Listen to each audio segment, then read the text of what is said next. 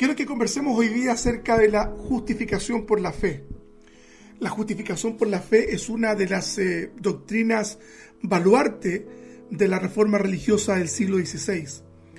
Martín Lutero llegó a sostener, hermanos amados, que de caerse la doctrina de la justificación se cae toda la teología de la reforma.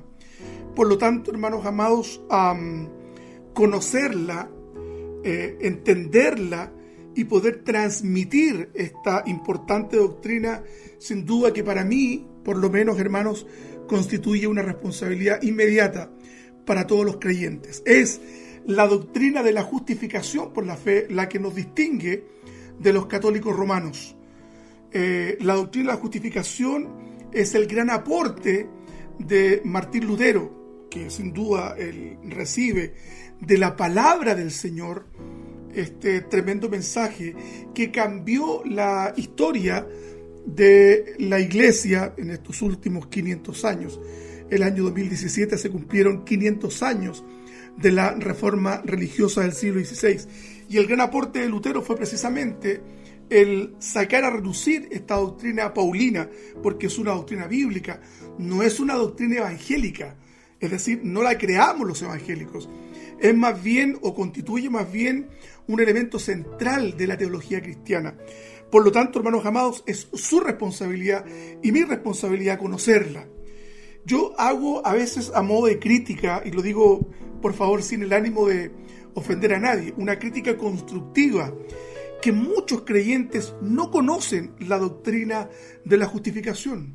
No la conocen, y si la conocen, no la entienden en la profundidad que bíblicamente tiene. Por esto, hermanos amados, siento la necesidad de poder transmitir estas profundas verdades a través de este medio con el cual nos ha bendecido el Señor. La Escritura expone sin ambigüedad la total culpabilidad del hombre y por consiguiente, hermanos amados, la condenación del mismo en razón del carácter santo y justo de Dios. La palabra dice en Números 14 y 18, por favor ponga atención. Jehová, tardo para la ira y grande en misericordia, que perdona la iniquidad y la rebelión, aunque de ningún modo tendrá por inocente al culpable. Es decir, el Señor no va a extender un certificado de blancura a aquellos que han cometido graves pecados y que han ofendido la santidad y la justicia del Señor. Por tanto, las demandas éticas de la ley de Dios implican que el pecado no puede quedar sin su respectivo castigo. No existe, hermanos, impunidad de parte de Dios, pues Él exige el cumplimiento de las demandas que Él mismo ha impuesto en la ley moral y que están claramente expresadas en la palabra del Señor. De la misma forma y en el mismo tenor, el profeta Ezequiel en el capítulo 18, versículo 4, señala lo siguiente: He aquí que todas las almas son mías, como el alma del Padre, así el alma del Hijo es mía. El alma que pecare, esa morirá.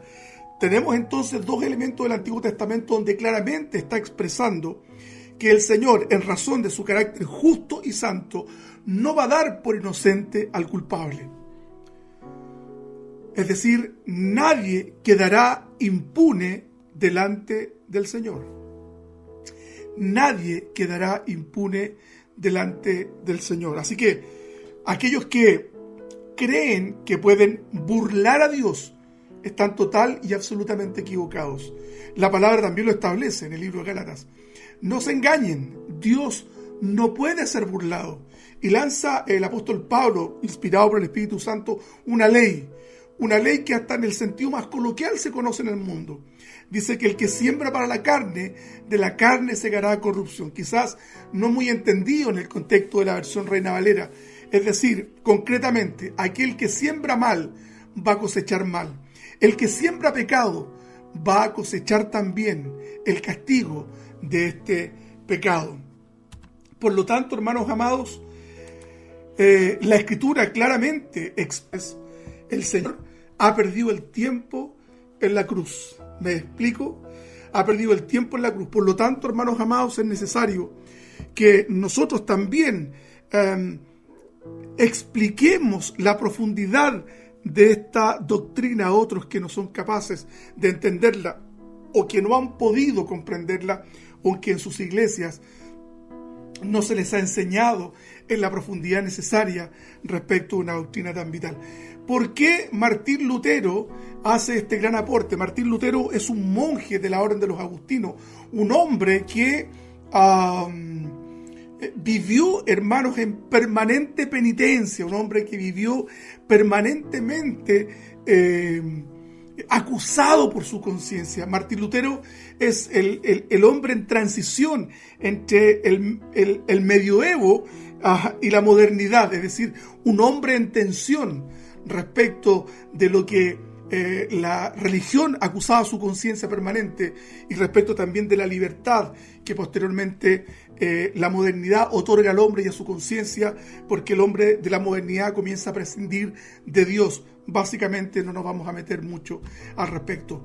Por tanto, Martín Lutero decía, él señalaba, si fuera por frailerías, yo, dice él, hubiese salido disparado de la tierra al cielo. Es decir, si la salvación fuese efectivamente por obras, Lutero, un hombre, hermanos amados, que vivió permanentemente atormentado por la conciencia de pecado que él tenía. Él vivía tendido sobre una losa de mármol en las frías noches de invierno en el monasterio agustino, al punto que los superiores de la orden tenían que intervenir para que este hombre no se maltratara tanto como lo estaba haciendo hasta ese momento, lacerándose la espalda con un látigo. Es decir, un hombre que no encontraba la paz ni el perdón de Dios, porque su conciencia de pecado lo acusaba de tal suerte que necesitaba en todo momento estar castigando su cuerpo.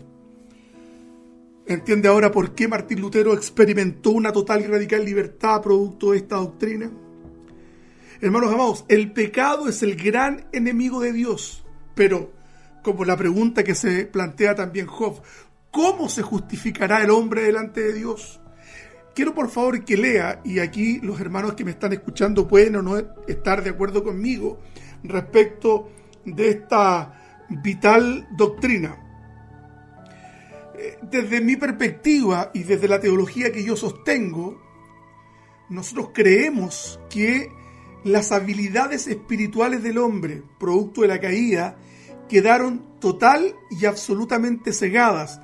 Es decir, el hombre mediante sus propios recursos no puede acercarse a Dios, sino solamente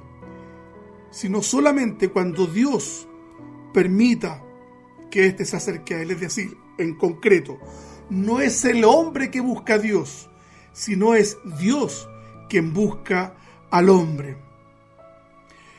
Hay pastores a los cuales no les gusta enseñar teología en la iglesia, me dice un hermano, y efectivamente hay algunos que se asustan de transmitir verdades porque creen que esta suerte de libertad que el Evangelio trae y las doctrinas de la gracia traen, creen que los hermanos se van a lanzar a una vida de perdición y una vida orgiástica de pecado y que van a dejar entonces atrás el compromiso con Cristo. No, hermanos amados, un verdadero hijo del Señor no se vuelca al pecado, sino que busca e intenta agradar a su Padre en todo momento. Fíjese lo que dice entonces. Nosotros sostenemos, desde mi mirada teológica, sostenemos entonces que las habilidades espirituales del hombre quedaron totalmente destruidas, derruidas en el huerto de Edén. Es decir, la corrupción en términos espirituales es total en el huerto. Eso es lo que entendemos nosotros. Algunas confesiones religiosas creen que aun cuando el hombre pecó en el huerto, el hombre conservó una cierta lucecita tenue que titila dentro de su corazón y por la cual él puede cooperar con la gracia que Dios le extiende. Nosotros confesamos como reformados que no. Nosotros decimos soli Deo gloria, solo a Dios la gloria. Pues bien, vamos a ver entonces en qué condición queda el hombre producto de la caída en el huerto de Edén, que para todo efecto es un relato verídico y verdadero, ¿no? No vamos a creer que esto es una suerte de alegoría o es un relato mítico que intenta explicar cómo el pecado se inserta al mundo. No, hermanos amados, el libro de Génesis en sus inicios es absolutamente literal. Algunos creyentes pretenden darle un sentido alegórico o mítico, pero no. Cuando la Escritura dice que Dios puso a Adán y a Eva en el huerto, efectivamente los puso en el huerto. Nos acusan de ser fundamentalistas e hiperconservadores. Amén. Yo me considero dentro de esa línea. Entonces, la palabra dice en el libro de Romanos: no hay justo ni aún uno. No hay quien entienda. No hay quien busque a Dios. Por favor, dice, no hay quien busque a Dios. Hermanos amados, ninguno de nosotros buscamos a Dios. Él nos buscó a nosotros. Todos se desviaron, a una se hicieron inútiles. No hay quien haga lo bueno, no hay ni siquiera uno. Sepulcro abierto es su garganta, con su lengua engañan. Veneno de áspides hay debajo de sus labios. Su boca está llena de maldición y de amargura. Sus pies se apresuran para derramar sangre. Quebranto y desventura hay en sus caminos, y no conocieron camino de paz. No hay temor de Dios delante de sus ojos. Hermanos amados, ¿lo está entendiendo? ¿Está entendiendo usted, hermano amado, que no hay quien busque a Dios? Todos se desviaron, y el apóstol Pablo en el capítulo 1, 2 y 3 de Romanos establece la culpabilidad universal y utiliza la nomenclatura, utiliza la categoría étnica para hablar de toda la humanidad. Dice el judío y el griego, y de esta manera el apóstol Pablo está hablando entonces que la humanidad completa cayó en pecado. Aún los judíos que no se arrepientan se van a ir al infierno si es que no reconocen a Cristo como su Salvador. Con el mayor de los respetos a aquellos que sienten un aprecio especial respecto del pueblo de Israel. ¿Qué nos enseña este texto que acabamos de leer? Primero, que el hombre es culpable ante Dios y merece ser castigado por ello. Es decir, la ley nos está acusando. ¿Y cómo nos acusa la ley? ¿Cierto? La ley nos acusa de la siguiente manera, hermano amado: toda alma que pecare morirá. No hay otra posibilidad. Todo aquel que peca muere. ¿Cómo lo expresa el apóstol Pablo en el libro de Romanos? ¿Cómo lo expresa? Romanos 3:23. Por cuanto todos pecaron, están destituidos de la gloria de Dios. Y por lo tanto, aún más, redundando en esta verdad, la paga del pecado es la muerte. Por lo tanto, dado el carácter justo y santo de Dios, ninguno de nosotros merecíamos la misericordia de Dios. Por lo tanto, hermanos amados, me adelanto en gran manera a este sermón, quizás a la conclusión. Lo único que posibilitó que nosotros fuésemos justificados es la muerte de Cristo. Cristo posibilitó que nosotros, hermanos, consiguiésemos un lugar en el corazón de Dios. Bendito sea el Señor. ¿Qué otra verdad nos expresa el texto que leímos? El pecado del hombre se expresa en un estado de rebelión en contra de Dios y sus mandamientos. Aquí no está, hermanos amados, aquellos que dicen, no, cuando yo busqué a Dios. Es más, hay una verdad instalada incuestionablemente en el mundo evangélico de la cual yo no estoy de acuerdo. Y dice, cuando yo recibí a Cristo. Es como si le hacemos el favor a Cristo que entra en nuestro corazón. No hay ninguna mentira más errática, incluso casi herética, que este concepto de que yo acepté a Cristo. En realidad fue Cristo que nos aceptó a nosotros. Otro elemento que plantea el texto de Romanos que hemos leído: la inexcusabilidad del hombre respecto de su pecado. El hombre está expuesto delante de Dios de tal suerte que Dios conoce lo más íntimo de él, su corazón y su alma. Usted y yo estamos expuestos a contraluz delante de Dios. Él conoce lo más entrañable de nuestro corazón. Él conoce, hermanos amados, el pecado más profundo que nosotros tenemos. Como dijo en una oportunidad el pastor Paul Washer, por el cual siento mucho respeto y aprecio, él dice: ¿qué te parece que un día traigan un videocassette, tomando el ejemplo, o una cinta, o un DVD, o un pendrive en el contexto actual, y que coloquen todos nuestros pensamientos en un DVD y sea exhibido delante de la iglesia? Qué terrible, ¿no? Pero hermanos amados, Dios nos ama a pesar de eso. Dios nos ama a pesar de nosotros mismos. Otro elemento que explica el texto que acabamos de leer: la universalidad del pecado. La humanidad toda, sin excepción, está contaminada por el pecado, ya sea de manera individual como asimismo colectivamente. La humanidad está, hermanos, en un estado de rebelión respecto del Señor. Una pregunta para ustedes, a ver si alcanzan a responderme antes de que siga yo con el sermón. ¿Dios tenía la obligación de salvarnos? ¿Dios tenía la obligación de rescatarnos del estado de perdición en el que estábamos? Por favor, respóndame si usted es tan amable. ¿Dios tenía la obligación?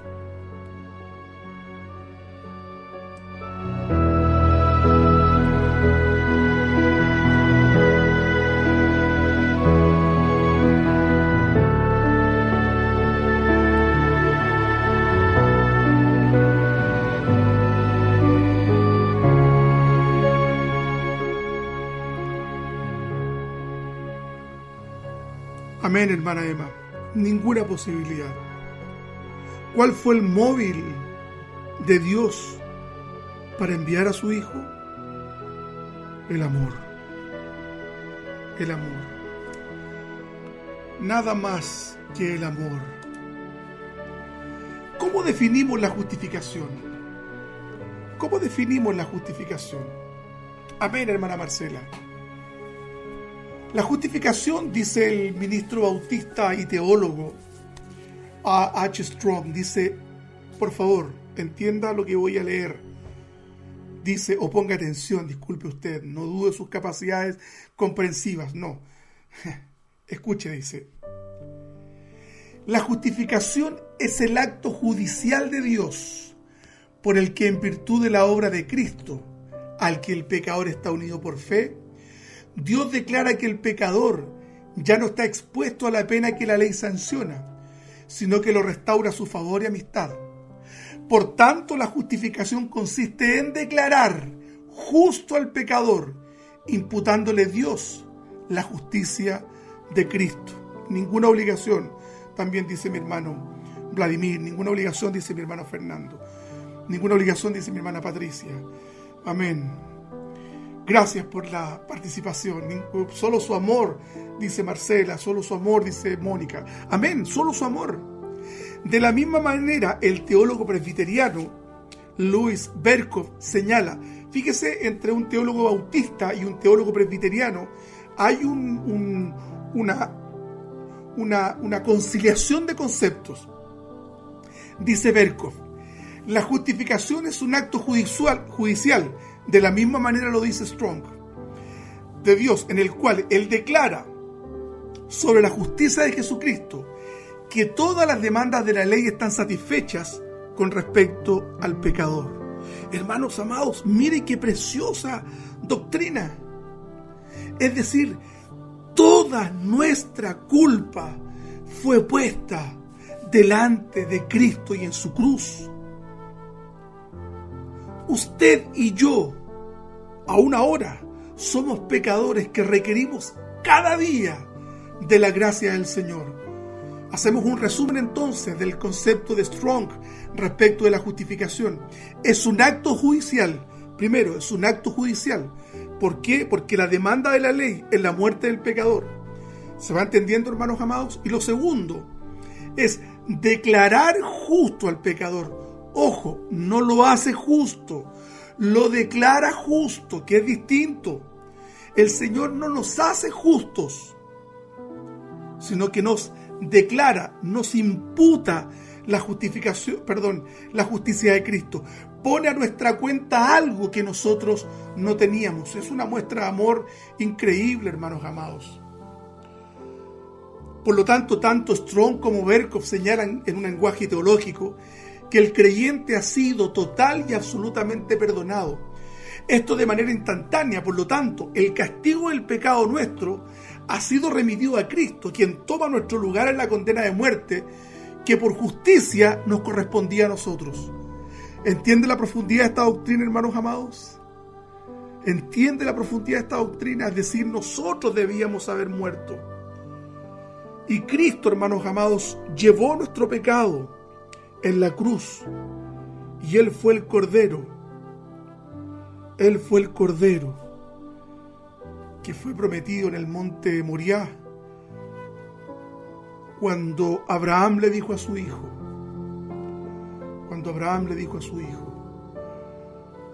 Jehová proveerá cordero para el holocausto.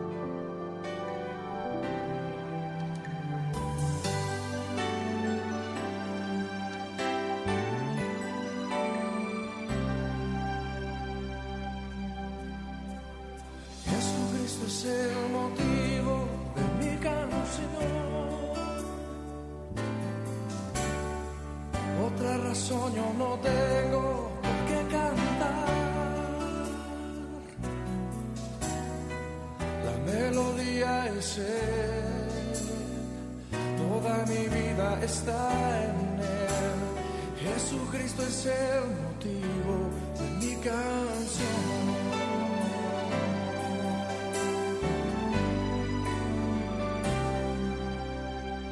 Jesucristo es el motivo de mi canción. Otra razón yo no tengo que cantar. La melodía es Él, toda mi vida está en Él. Jesucristo es el motivo de mi canción. Muchas razones para vivir, muchas razones para morir, muchas razones para dar amor. No siempre se saben los porqués, la vida pasa con rapidez. Cada momento yo aprovecharé para darle mis canciones, ofrecer mis oraciones, entregar mi vida entera al que todo me da. Jesucristo es el motivo de mi canción. Otra razón yo no tengo que cantar. La melodía es Él, toda mi vida está en Él. Jesucristo es el motivo de mi canción. En una búsqueda sin cesar, yo no me canso.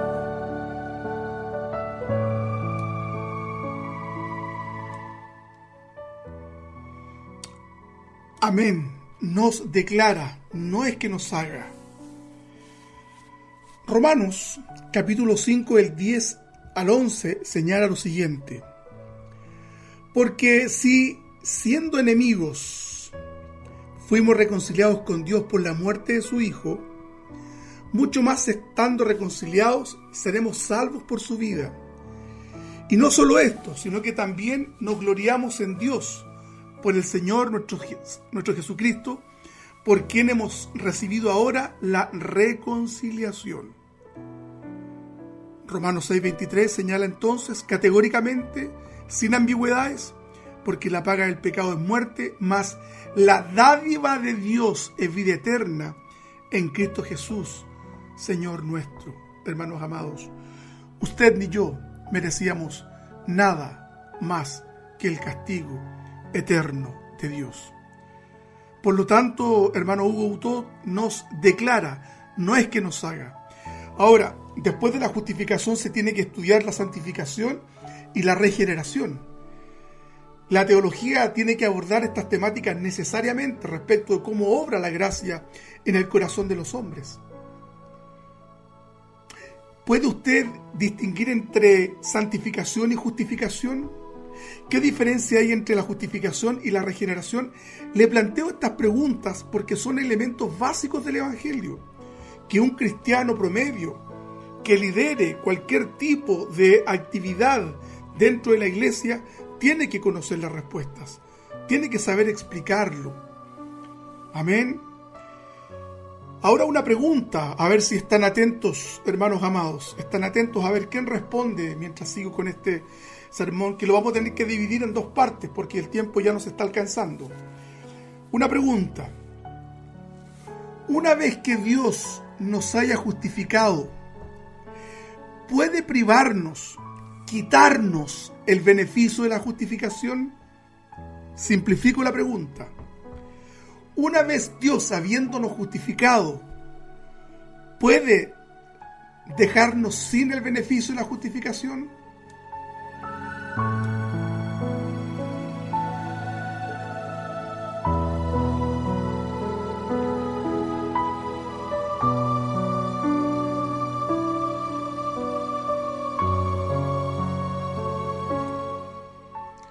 ¿Puede entonces Dios, una vez habiéndonos justificados, puede quitarnos la condición de justificados?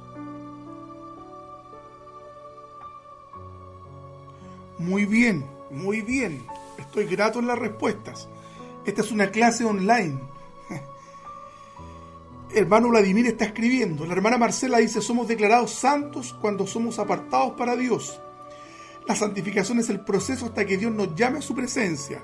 Muy bien, hermana Marcela. Haría una pequeña observación respecto de una de las palabras que usted ocupó, pero la observación está correcta.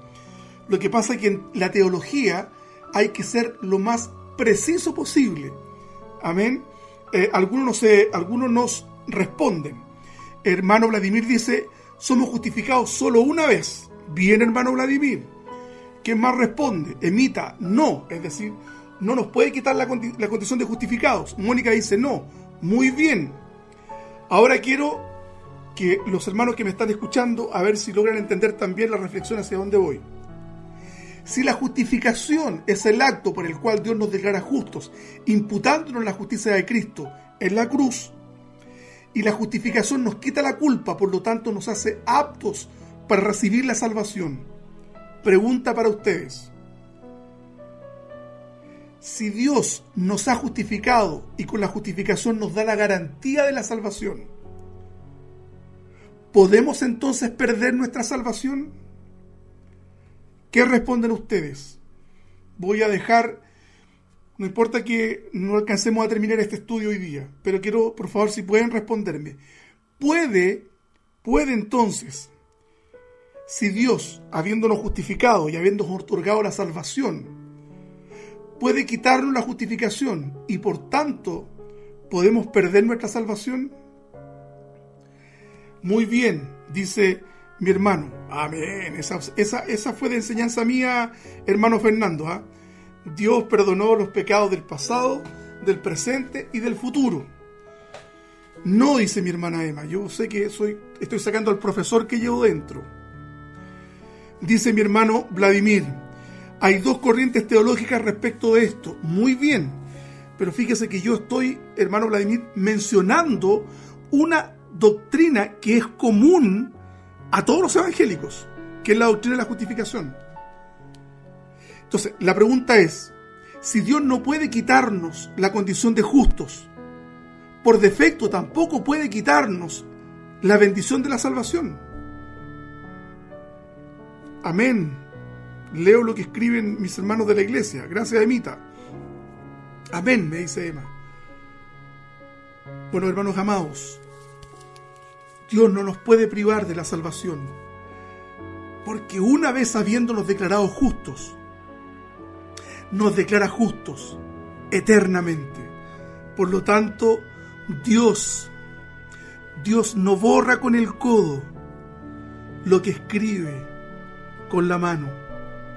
Porque Dios no es hombre para que mienta, ni hijo de hombre para que se arrepienta. Porque Dios es inmutable. Desde la coherencia del atributo de la inmutabilidad de Dios, Dios no puede desdecirse de un veredicto con el cual Dios ha fallado desde la eternidad. Amén, hermano Vladimir. Desde que creíste fuisteis salvos. Yo creo que lo que dice usted es correcto. Tengo una pequeña diferencia quizás con la opinión de mi hermano Vladimir. En realidad, nosotros creímos porque Dios posibilitó que nosotros creyéramos. Pero bueno, eso es para otra conversación. Por lo tanto, entonces, vuelvo atrás. Romanos 5 del 10 al 11. Porque si, siendo enemigos, fuimos reconciliados con Dios por la muerte de su Hijo, mucho más estando reconciliados, seremos salvos por su vida. Y no solo esto, sino que también nos gloriamos en Dios por el Señor nuestro Jesucristo, por quien hemos recibido ahora la reconciliación. Romanos 6:23, repito lo que leí hace un momento atrás. Porque la paga del pecado es la muerte, mas la dádiva de Dios es vida eterna en Cristo Jesús, Señor nuestro. Hermanos amados, la justificación responde al carácter inmutable de Dios. Una vez que Dios nos declara justos, no hay nadie ni nada que pueda quitarnos la condición de justos delante del Señor. Dios nos mira a través de Cristo. Ojo con esto también. Nos mira a través de Cristo no porque Dios esté privado del atributo del amor, o que el atributo del amor sea solamente en Cristo, o en Cristo tenga una mayor redundancia. No. La palabra dice, porque de tal manera amó Dios al mundo, que envió a su Hijo. Es un acto en conjunto de la Santísima Trinidad. Dios Padre, Dios Hijo y Dios Espíritu Santo participan plenamente de la salvación del hombre, hermanos amados. Bendito sea el Señor. Hay tanto que aprender, hermanos amados, y hay tanto que explicar también. Espero no estar confundiéndoles, sino más bien siendo un aporte para cada uno de ustedes. Bendito el Señor.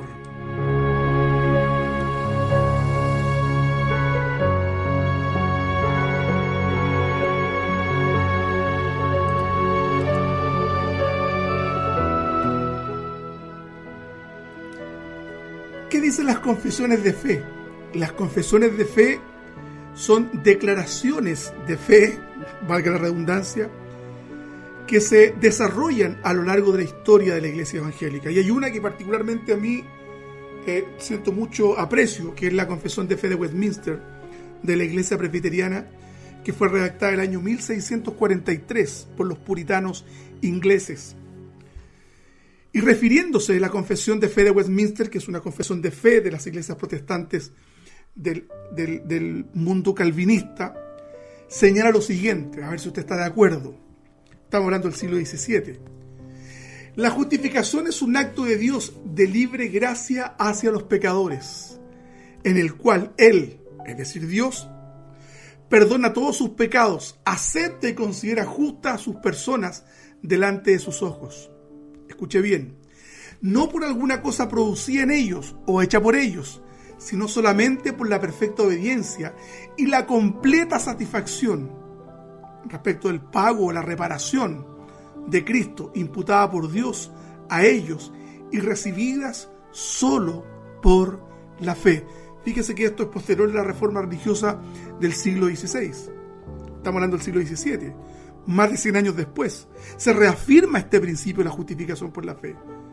Si usted o yo negamos o no creemos acerca de la justificación por la fe, hermanos amados, nosotros no deberíamos estar militando en la iglesia evangélica. Si usted cree que hay que agregarle a la fe obras, usted es un católico encubierto. Lo digo en términos dulces y amables. Si usted cree que intenta agradar a Dios a través de las cosas que hace, no entendiendo que usted ya ha sido totalmente aceptado por Dios en Cristo, entonces está viviendo una vida no de plenitud en el Señor, porque está mortificándose a sí mismo. Cristo nos ha llamado a la libertad total y absoluta, hermanos amados. Por eso que cuando yo comprendí la doctrina de la justificación, comprendí otro caudal de verdades que están debidamente expresadas en la palabra del Señor. Bendito el Señor. Como yo me autoimpongo solamente 1 hora de programa porque no quiero aburrirlos, ya nos faltan 4 minutos para terminar. Vamos a dejar la segunda parte de este estudio para el día viernes, a partir de las 20:30 horas. Espero sinceramente no haber herido ninguna susceptibilidad, porque estamos entre cristianos maduros, y quiero que podamos ahora compartir una alabanza muy hermosa del hermano Alejandro Alonso. No sé si la conocen, pero aquí va para ustedes.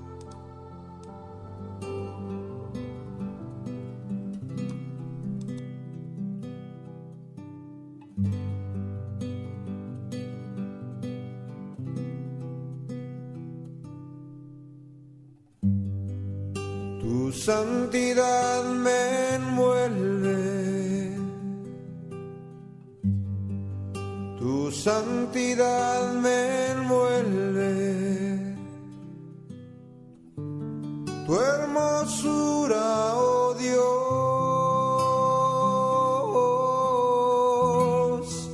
sin oscuridad.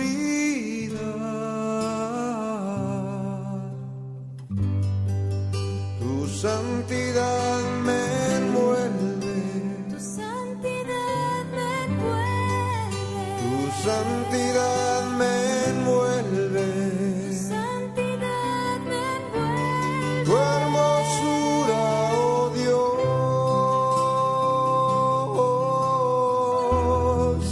sin oscuridad.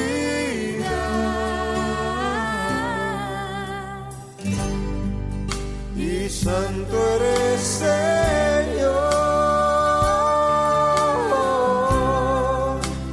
mi Redentor.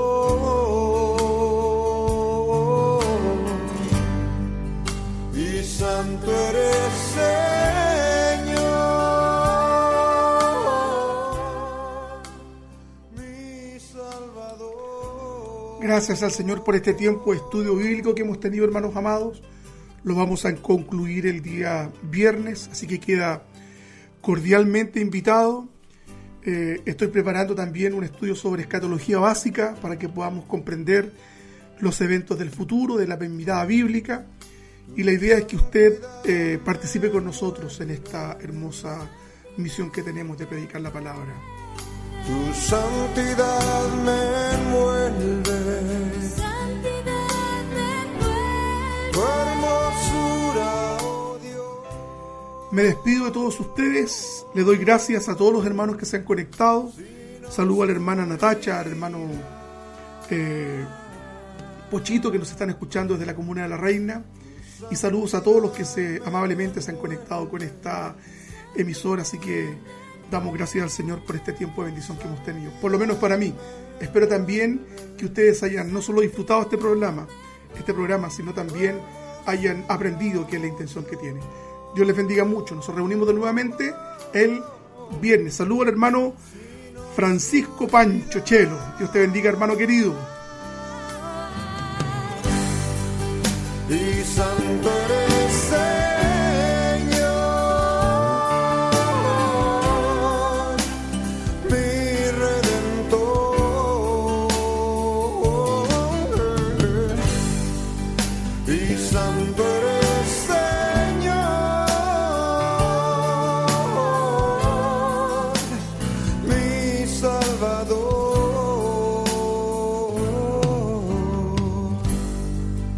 Tu santidad me envuelve, tu santidad me envuelve, tu santidad